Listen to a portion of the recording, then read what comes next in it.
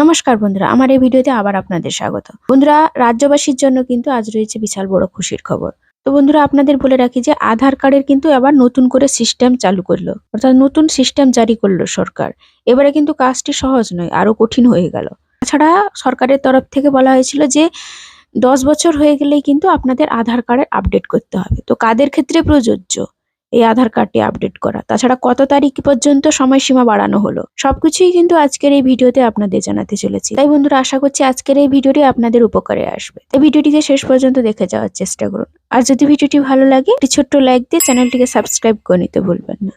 আর যারা আমার চ্যানেলটিকে আগে থেকেই সাবস্ক্রাইব করে রেখেছেন তাদের জন্য অসংখ্য ধন্যবাদ।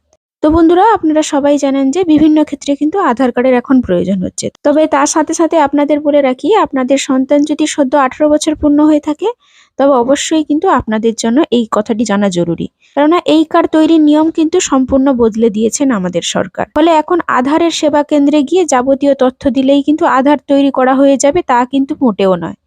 বরং আধার কার্ড তৈরি করতে হলে আপনাদের পাসপোর্ট তৈরির মতো নিয়ম মানতে হবে।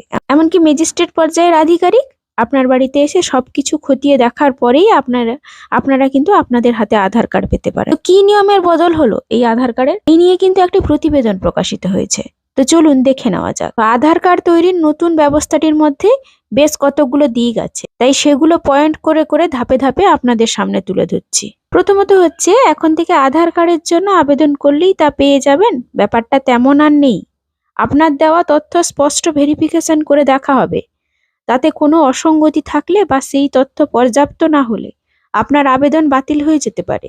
দ্বিতীয়ত বলা হয়েছে যে পাসপোর্টের মতো ভেরিফিকেশন করে আধার কার্ড দেওয়ার এই নিয়মটি প্রাপ্তবয়স্ক অর্থাৎ 18 বছর পূর্ণ হওয়া নতুন আবেদনকারীদের জন্য প্রযোজ্য। তৃতীয়ত হচ্ছে, আপনার যদি আগে থেকে আধার কার্ড থাকে তাহলে ভেরিফিকেশন করার কোনো প্রয়োজন নেই। আর চতুর্থত হচ্ছে, নতুন নিয়মে আধার কার্ড দেওয়ার বিষয়টি সংশ্লিষ্ট রাজ্য সরকার বা কেন্দ্রশাসিত অঞ্চলের প্রশাসনের ছাড়পত্রের উপর নির্ভর করতে চলেছে। পঞ্চমত হচ্ছে, মহকুমা শাসক সশরীরে আবেদনকারীর কাছে হাজির হয়ে সবকিছু খতিয়ে দেখে ছাড়পত্র দিলে তবেই এবার থেকে আধার কার্ড পাওয়া যাবে। আর ষষ্ঠত হচ্ছে, আধার কার্ড পাওয়ার ক্ষেত্রে এই নিয়ম প্রযোজ্য হলেও আপডেট করার নিয়মে কোনো পরিবর্তন আসছে না, তা আগের মতোই কিন্তু আপডেট করতে পারবেন। নতুন নিয়মে আধার কার্ড পেতে কিন্তু আপনাদের সময় লাগতে পারে 180 দিন পর্যন্ত, অর্থাৎ আবেদন করার পর অর্ধেক বছর কেটে যেতে পারে হাতে আধার কার্ড পেতে।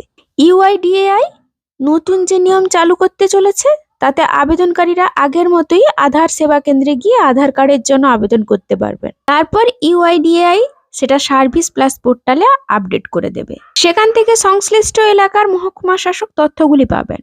এরপর 180 দিনের মধ্যে তিনি আবেদনকারীর কাছে হাজির হয়ে প্রদান করা যাবতীয় তথ্য খতিয়ে দেখবেন। সেই সময় আবেদনকারীকে সশরীরে হাজির থাকতে হবে।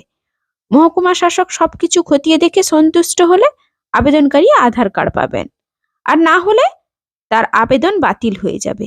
অনেকটা পাসপোর্টের আবেদন জানানো ও তা পাওয়ার মতো হতে চলেছে। কেন্দ্রীয় সরকার নির্দেশ দিয়েছে প্রতিটি জেলার একজন করে অতিরিক্ত জেলা শাসক ও সংশ্লিষ্ট এলাকার মহকুমা শাসককে নিয়ে এই বিষয়টি পরিচালনা করার। বন্ধুরা, আপনাদের কিন্তু এবারে আধার কার্ড করতে হলে, অর্থাৎ নতুন করে আধার কার্ড করতে হলে আপনাদের কিন্তু এই সব নিয়ম অতি অবশ্যই মানতেই হবে, না হলে কিন্তু আপনারা আধার কার্ড পাবেন না। এক্ষেত্রে একটি সুবিধা হয়েছে, ভুয়ো আধার কার্ড এবারে কিন্তু বন্ধ হতে চলেছে। কেননা আপনাদের যদি সমস্ত কাগজপত্র না ঠিক থাকে আপনাদেরকে কিন্তু তাহলে আধার কার্ডটি দেওয়া হবে না।